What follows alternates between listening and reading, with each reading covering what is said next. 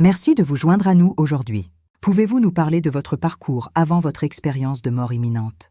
Bien sûr, je m'appelle Sophie Laurent. J'ai 44 ans et je suis professeure d'anglais dans un lycée d'une petite ville de l'Ohio. Je suis mariée à mon mari, Luc, depuis 15 ans et nous avons 2 enfants. Jusqu'à il y a environ 6 mois, je menais une vie tout à fait ordinaire. Mais ensuite, quelque chose s'est produit qui a tout changé. Que s'est-il passé exactement il y a 6 mois? C'était un vendredi après-midi, vers 15h30. Je venais de terminer mon dernier cours de la journée et je me dirigeais vers ma voiture sur le parking du lycée. Je me souviens m'être sentie anormalement fatiguée et un peu essoufflée, mais j'avais mis cela sur le compte du stress de la semaine. Vous ne vous sentiez donc pas tout à fait bien. Que s'est-il passé ensuite? En arrivant à ma voiture, j'ai soudain ressenti une pression intense dans la poitrine. C'était comme rien de ce que j'avais connu auparavant. Un poids écrasant qui rendait la respiration difficile. Cela semble terrifiant. Était-ce comme un reflux gastrique ou quelque chose de plus grave? Oh, c'était bien pire qu'un simple reflux. On aurait dit qu'un éléphant était assis sur ma poitrine. Je pouvais à peine respirer. Je me souviens avoir pensé « ce n'est pas normal ». Quelque chose ne va vraiment pas. Qu'avez-vous fait alors? J'ai essayé d'ouvrir ma voiture en pensant que si je pouvais m'asseoir, je me sentirais mieux. Mais ma vision a commencé à s'assombrir sur les bords. J'ai tenté d'appeler à l'aide, mais aucun son n'est sorti. La dernière chose dont je me souviens, c'est que mes jambes ont lâché et tout est devenu noir. Vous vous êtes donc effondré sur le parking du lycée? Oui, apparemment. J'ai appris plus tard qu'une collègue m'avait vu tomber et avait immédiatement appelé les urgences. L'infirmière du lycée est arrivée en courant avec un défibrillateur et ils ont pratiqué un massage cardiaque jusqu'à l'arrivée des secours. Dieu merci, quelqu'un m'avait vu. Que s'est-il passé ensuite? C'est là que ça devient intéressant. Pendant que mes collègues pratiquaient le massage cardiaque et attendaient l'ambulance, j'ai vécu ce que je ne peux décrire que comme une expérience hors du corps. Une expérience hors du corps? Pouvez-vous préciser ce que vous voulez dire? C'est difficile à exprimer avec des mots, mais j'avais l'impression de flotter au-dessus de mon corps. Je voyais mon corps allongé par terre à côté de ma voiture, avec des gens qui s'attroupaient autour, l'air paniqué. Quelqu'un était au téléphone, probablement en train d'appeler les secours. C'était la sensation la plus étrange. Je me sentais complètement calme et en paix. Même si je savais qu'il se passait quelque chose de grave avec mon corps physique. Cela semble incroyablement irréel. Aviez-vous peur? Étonnamment, non. Je me sentais incroyablement calme et sereine. Et puis, soudain, j'ai été enveloppée d'une lumière incroyablement brillante. Une lumière brillante. On entend souvent parler de cela dans les expériences de mort imminente, n'est-ce pas? Oui, j'en avais entendu parler aussi. Mais c'était bien plus qu'une simple lumière. Pendant que je regardais la scène se dérouler en dessous de moi, j'ai soudain senti que l'on me tirait vers le haut. Tout autour de moi est devenu intensément lumineux, plus brillant que tout ce que j'ai pu voir sur Terre. J'étais enveloppée d'une chaleur et d'un amour incroyable. C'était bouleversant, dans le plus beau sens du terme. Cela semble extraordinaire. Avez-vous rencontré quelqu'un ou quelque chose dans cet état? Oui. Tandis que mes yeux s'habituaient à cette luminosité, j'ai vu une silhouette s'approcher de moi. C'était Jésus. Vous avez vu Jésus? Pouvez-vous décrire à quoi il ressemblait? C'est difficile à mettre en mots. Il ne ressemblait pas vraiment au tableau classique qu'on voit habituellement. Son apparence était rayonnante, mais ce qui comptait bien plus, c'était ce que je ressentais en sa présence. Un amour et une acceptation totale. Cela peut sembler difficile à croire, mais je savais sans l'ombre d'un doute que c'était lui. Il irradiait un amour et une paix incroyables. Quand il m'a souri, je me suis sentie complètement connue et acceptée. C'est une rencontre incroyable. Jésus vous a-t-il parlé? Oui. Sa voix était différente de tout ce que j'avais entendu. Elle semblait résonner à travers tout mon être. Il a dit « Sophie, mon enfant, j'ai beaucoup à te montrer. Es-tu prête à comprendre la véritable puissance du Saint-Esprit dans la vie d'un croyant? Et comment avez-vous réagi? » J'ai ressenti à la fois de l'excitation et une légère appréhension, mais j'ai hoché la tête et répondu « Oui, Seigneur, je suis prête. » À ces mots, Jésus a pris ma main et soudain, nous observions différentes scènes, comme si nous regardions un film, tout en y étant pleinement présents. Pouvez-vous décrire certaines de ces scènes? Qu'est-ce que Jésus vous a montré? La première scène concernait une femme qui priait dans sa chambre. Jésus m'a expliqué qu'elle venait juste d'accepter Jésus comme son sauveur. Tandis que nous regardions, j'ai vu ce qui ressemblait à une douce flamme descendre sur elle. Jésus a dit « C'est le moment où le Saint-Esprit vient habiter en un croyant. Regarde bien. Une flamme qui descend. C'est une image très forte. Avez-vous vu un changement immédiat chez cette femme? Oui. Tout son visage s'est illuminé d'une joie que je n'avais jamais vue auparavant. Jésus a expliqué que le premier signe de la présence du Saint-Esprit est une profonde assurance inébranlable du salut. Peu importe les doutes qui peuvent surgir au fond d'elle-même, cette femme sait désormais qu'elle m'appartient. C'est magnifique. Jésus vous a-t-il montré d'autres scènes? Oui, nous sommes passés à plusieurs autres scènes. Dans chacune, Jésus mettait en lumière un aspect différent du travail du Saint-Esprit dans la vie d'un croyant. Il m'a montré un homme qui était auparavant connu pour son caractère colérique et qui, face à une situation difficile, répondait désormais avec patience et bienveillance. Jésus a dit « Le deuxième signe de la présence de l'Esprit est une transformation du caractère. Mon esprit produit du fruit dans la vie d'un croyant, amour, joie, paix, patience, bonté, bienveillance, fidélité, douceur et maîtrise de soi. » On dirait que Jésus vous donnait une compréhension complète du travail du Saint-Esprit. Qu'a-t-il montré d'autre? La scène suivante concernait une jeune femme qui partageait nerveusement sa foi avec une collègue. Tandis qu'elle parlait, je voyais sa confiance grandir et ses paroles avoir un impact profond sur son interlocutrice. Jésus a expliqué « Le troisième signe de la présence de l'Esprit est une passion et une puissance pour l'évangélisation. Mon esprit donne aux croyants le courage et les mots pour partager la bonne nouvelle du salut. » C'est fascinant. Jésus a-t-il abordé le sujet du parler en langue, souvent associé au Saint-Esprit dans certaines traditions chrétiennes? Oui, il l'a fait. Nous avons observé un culte où certaines personnes parlaient en langue tandis que d'autres non. Jésus a dit « Le quatrième signe de la présence de l'Esprit peut être le don de parler en langue, mais il est important de comprendre que ce don n'est pas donné à tous les croyants et qu'il n'est ni le seul, ni le plus important signe du travail de l'Esprit. L'Esprit distribue les dons comme il le veut pour l'édification de l'Église. » C'est une perspective intéressante. Quels autres signes Jésus vous a-t-il montrés? Le cinquième signe était un amour profond pour lui. Nous avons observé un homme vacant à ses occupations quotidiennes.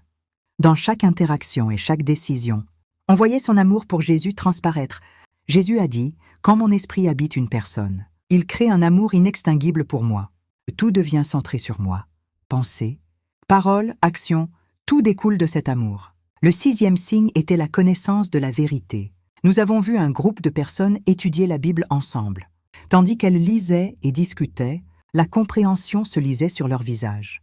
Jésus a expliqué « Mon esprit illumine la vérité de ma parole. Il donne sagesse et discernement, aidant les croyants à comprendre les vérités spirituelles et à les appliquer dans leur vie. » Enfin, le septième et dernier signe était la sainteté. Jésus m'a montré différents croyants, confrontés à des tentations et choisissant de s'en détourner. Il a dit « L'œuvre ultime de mon esprit est de rendre mes enfants saints. » Quand ils se soumettent à l'influence de l'esprit, ils commencent à haïr ce que je hais et à aimer ce que j'aime. Il ne s'agit pas de perfection, mais d'un cœur totalement abandonné à moi. C'est un témoignage incroyable. Combien de temps cette expérience vous a-t-elle semblé durer? De votre point de vue? C'est difficile à dire. Le temps fonctionnait différemment dans ce lieu. J'ai eu l'impression de passer des heures, peut-être même des jours, avec Jésus à observer et à apprendre. Mais j'ai découvert, plus tard, que je n'avais été inconsciente que pendant environ 10 minutes ici sur Terre. C'est extraordinaire. Pouvez-vous nous dire ce qui s'est passé quand vous êtes revenu dans votre corps? Quand Jésus a fini de me montrer les 7 signes, il m'a souri et a dit « Maintenant tu comprends, mon enfant. Va et partage ce que tu as appris. » À ces mots, j'ai senti que l'on me ramenait en arrière. Soudain, j'ai repris ma respiration avec un grand souffle, et mes yeux se sont ouverts. J'étais allongé par terre à côté de ma voiture, entouré de collègues inquiets et des secours. Cela a dû être un choc. Comment avez-vous vécu ce qui venait de se passer? Au début, j'étais désorientée et confuse. Les secouristes m'ont expliqué que j'avais fait un arrêt cardiaque, soudain, et que mon cœur avait cessé de battre pendant plusieurs minutes. Ils avaient réussi à me ranimer avec un défibrillateur. Quand les souvenirs de mon expérience sont revenus, j'ai été submergée d'émotions. J'ai essayé de raconter aux secouristes ce que j'avais vu, mais ils ont pensé que j'étais confuse à cause du manque d'oxygène. Comment votre famille et vos amis ont-ils réagi quand vous leur avez raconté votre expérience? Mon mari Luc a été d'un soutien incroyable. Il avait accouru à l'hôpital dès qu'il avait été prévenu et il est resté à mes côté pendant que je lui racontais tout. Il m'a cru sans hésiter, ce qui m'a énormément réconforté. Nos enfants étaient fascinés et un peu impressionnés. Certains amis étaient d'abord sceptiques, mais en voyant les changements dans ma vie après cette expérience, beaucoup ont fini par croire que quelque chose de profond m'était réellement arrivé. Vous parlez de changements dans votre vie. Comment cette expérience vous a-t-elle transformé? Elle m'a complètement métamorphosée. Avant cela, je me considérais comme chrétienne, mais ma foi restait en arrière-plan. Désormais, elle est au centre de tout ce que je fais. J'ai vécu personnellement les 7 signes que Jésus m'a montrés. Pouvez-vous nous donner des exemples et concrets de la manière dont ces signes se sont manifestés dans votre vie? Bien sûr, pour le premier signe, l'assurance du salut. Même quand je fais des erreurs ou que j'ai des doutes, il y a cette certitude profonde que j'appartiens à Dieu. Cela ne repose pas sur mes performances, mais sur son amour pour moi. Pour le deuxième signe, la transformation du caractère. Je remarque des changements dans ma façon de réagir aux situations difficiles. Il y a un élève dans ma classe qui m'agaçait beaucoup auparavant. Aujourd'hui, j'éprouve une réelle compassion pour lui et je réponds avec patience au lieu de m'énerver. Quant au troisième signe, la passion pour l'évangélisation. Je parle plus ouvertement de ma foi dans les conversations quotidiennes. Récemment, une caissière a remarqué ma croix et j'ai pu partager naturellement ma foi, alors qu'avant je me serais contentée d'un simple merci. C'est fascinant. Avez-vous vécu les autres signes également? Oui. Pour les dons spirituels, j'ai découvert un don d'encouragement. Des amis et même des connaissances viennent me voir quand ils traversent des moments difficiles, et je trouve les mots justes pour les réconforter. L'amour profond pour Jésus se manifeste, dans ma vie quotidienne, par un dialogue intérieur constant avec lui. Que je corrige des copies ou que je prépare le dîner, mes pensées se tournent naturellement vers lui. Pour la connaissance de la vérité, j'arrive désormais à appliquer les principes bibliques à des situations concrètes. Lors d'une récente réunion de professeurs, j'ai pu apporter des réflexions basées sur la grâce et la responsabilité bibliques, qui ont même été appréciées par des collègues non-croyants. Enfin, pour la sainteté, j'ai remarqué des changements dans mes choix de divertissement. Des séries que j'aimais avant me mettent maintenant mal à l'aise, si elles contiennent du contenu explicite ou des valeurs contraires à celles de Dieu. Ce n'est pas une question de culpabilité. J'ai simplement perdu tout intérêt pour cela et je suis attiré par des contenus édifiants. C'est incroyable. On dirait que ces changements touchent tous les aspects de votre vie quotidienne. C'est exactement ça. Et ce qui est extraordinaire, c'est que ces changements ne viennent pas d'un effort de ma part pour être une meilleure chrétienne. Ils découlent naturellement d'une relation approfondie avec le Saint-Esprit. Quelqu'un d'autre a-t-il remarqué ces changements chez vous? Oui, mon mari Luc l'a souvent souligné. Il dit que je semble plus en paix, même quand les choses sont stressantes. Mes collègues l'ont remarqué aussi. L'autre jour, l'une d'elles m'a demandé quel était mon secret. Et qu'avez-vous répondu? Je lui ai partagé mon expérience. Certains étaient sceptiques, bien sûr, mais d'autres étaient vraiment intrigués. Cela a ouvert de belles conversations sur la foi. Je suis sûre que beaucoup d'auditeurs se demandent comment peuvent-ils eux-mêmes expérimenter davantage l'œuvre du Saint-Esprit dans leur vie? Excellente question. D'après ce que Jésus m'a montré, tout commence par un cœur disposé. Il faut inviter le Saint-Esprit à travailler en nous, à nous transformer. Cela implique une reddition quotidienne. Reconnaître que nous ne pouvons pas vivre la vie chrétienne par nos propres forces et demander à l'Esprit de nous remplir de sa puissance.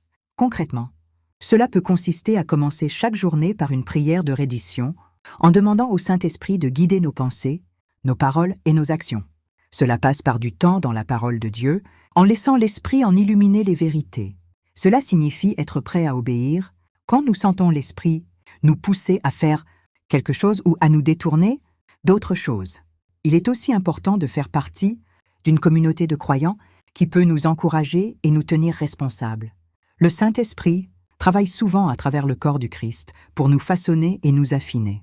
Ce sont des conseils très pratiques. Votre expérience vous a-t-elle donné des éclairages sur la guerre spirituelle ou la réalité du mal? Jésus ne m'a pas montré de scène spécifique sur la guerre spirituelle, mais j'en suis revenu avec une conscience accrue du monde spirituel.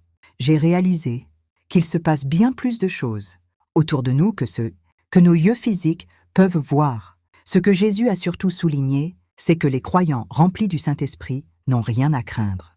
Il m'a montré que l'Esprit, qui est en nous, est bien plus puissant que toute force des ténèbres. Cependant, il a aussi insisté sur l'importance de revêtir toute l'armure de Dieu décrite dans Éphésiens 6. Le Saint-Esprit nous donne la force de tenir ferme face aux attaques spirituelles, mais nous devons activement pratiquer les disciplines spirituelles qui nous maintiennent connectés à Dieu. Avez-vous rencontré des difficultés ou du scepticisme en partageant votre histoire? Absolument. Tout le monde ne me croit pas, et c'est normal. Certains ont suggéré que ce n'était qu'une hallucination, due au manque d'oxygène au cerveau. D'autres m'ont accusé d'inventer tout cela pour attirer l'attention. Mais je sais ce que j'ai vécu. Et je vois le fruit de cette expérience dans ma vie chaque jour. Je n'ai pas besoin de convaincre qui que ce soit. Je partage simplement mon histoire et je laisse Dieu faire le reste. C'est une attitude très mature.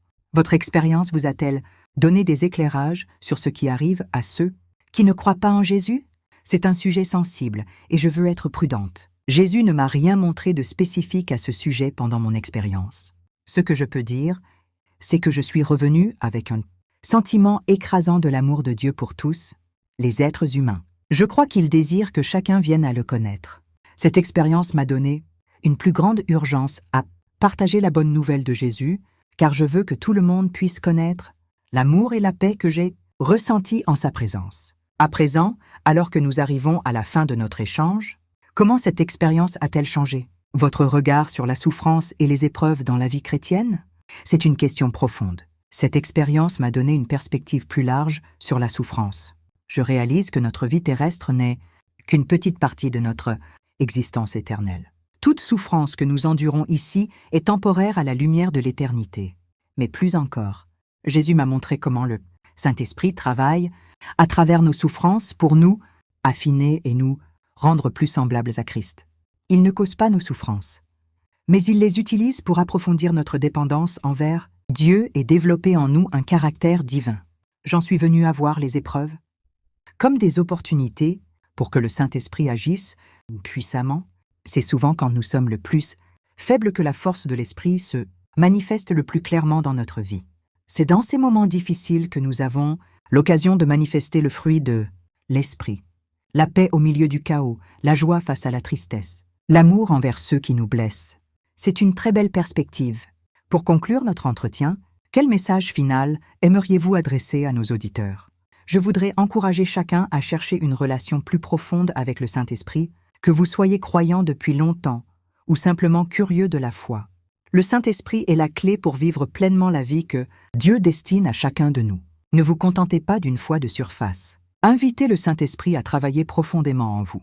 Soyez ouverts à ses impulsions, à sa correction, à sa direction. Cela peut parfois être inconfortable. L'Esprit nous conduit souvent hors de notre zone de confort, mais je peux vous promettre que cela en vaut la peine. Et n'oubliez pas, le travail du Saint-Esprit dans nos vies n'est pas seulement pour notre propre bénéfice. Il nous rend des témoins efficaces de Christ dans un monde qui a désespérément besoin de lui. Quand nous laissons l'Esprit agir en nous, nous devenons des témoignages vivants de l'amour et de la puissance de Dieu. Enfin, je tiens à souligner que ce que j'ai vécu, cet amour, cette paix, cette joie en la présence de Dieu, est accessible à chaque croyant par le Saint-Esprit. Il n'est pas nécessaire de vivre une expérience de mort imminente pour rencontrer Dieu de manière puissante. Il est là, tout près, attendant simplement que vous l'invitiez. Merci infiniment d'avoir partagé cette histoire extraordinaire avec nous aujourd'hui. Votre témoignage et vos enseignements ont été véritablement inspirants. Merci de m'avoir permis de partager. Je prie pour que chacun de ceux qui écoutent puisse expérimenter la puissance transformatrice du Saint-Esprit dans sa propre vie